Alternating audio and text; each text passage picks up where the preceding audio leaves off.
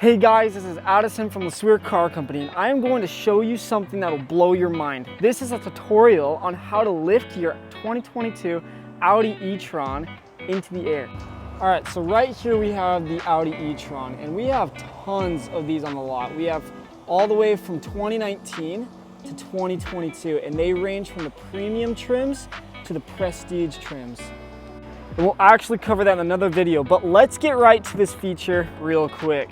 All right, so in order to get to this feature, you go to the infotainment screen and you go to Vehicle, Audi Drive Select, and you are given all of these different tabs on how much you can raise or lower the vehicle. So for example, right now we are in Dynamic and it's at around 2 out of 5 bars.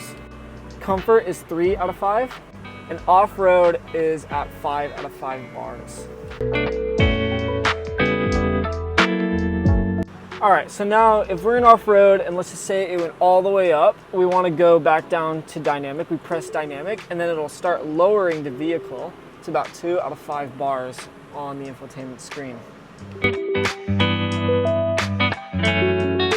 So basically what's super cool about this feature is that you're able to actually lift your car without getting like a huge lift kit.